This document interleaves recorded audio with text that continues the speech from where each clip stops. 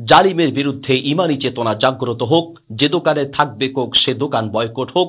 যারা সমর্থন করবে কোক তাদেরকেও বয়কট করা হোক।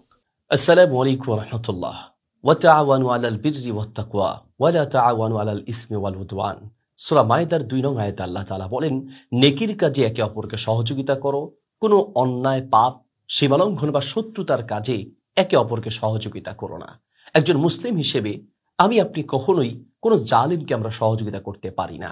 আপনি কি জানেন, আমরা যখন কোনো ইসরায়েলি পণ্য ক্রয় করি, আমাদের ক্রয় করা ওই অর্থ দিয়েই কিন্তু ইসরায়েলি জালিম বাহিনী ফিলিস্তিনি নিরীহ মুসলমানদের উপরে একের পরে এক অবিচারে গুলি চালিয়ে যায় এবং বোমা নিক্ষেপ করে।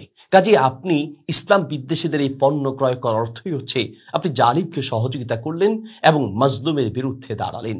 রাসূল সাল্লাল্লাহু আলাইহি ওয়াসাল্লাম, সুমামা ইবনে মুসা রাদিয়াল্লাহু তাআলা আনহু সহ অসংখ্য সাহাবীদের পক্ষ থেকে এইরকম জালিমদের বয়কট করার ব্যাপারে অসংখ্য দৃষ্টান্ত রয়েছে এবং সারা বিশ্বের সকল উলামায়ে কেরাম এই ব্যাপারে নির্দেশনা দিয়েছেন যে জালিমদের পণ্য যেন আমরা বয়কট করি। কাজে আসুন আমরা মাজলুমের পক্ষে থাকি, জালিমদের বিরুদ্ধে দাঁড়াই, আমরা ইসলাম বিদ্বেষীদের সকল পণ্য বয়কট করি। কোকাকোলা নামক ধোকাকোলা সহ ইসরায়েলি সকল পণ্য এবং ইসলাম বিদ্বেষী সকল পণ্য থেকে নিজেরা মুক্ত থাকি এবং অন্যকে মুক্ত রাখার জন্য উৎসাহ দিই। সকল ব্যবসায়ী এবং দোকানদারদের প্রতি আমাদের উদাত্ত আহ্বান থাকবে, বরকত আল্লাহর পক্ষ থেকে আসে।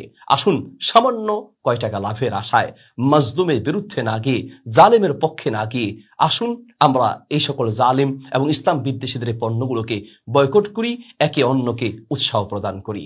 ইসলাম বিদ্বেষী পণ্য বয়কট করা আমাদের ইমানের দাবি। আসুন সমস্বরে বলি, জালিমের বিরুদ্ধে ইমানি চেতনা জাগ্রত হোক। যে দোকানে থাকবে কোক সে দোকান বয়কট হোক। যারা সমর্থন করবে কোক তাদেরকেও বয়কট করা হোক।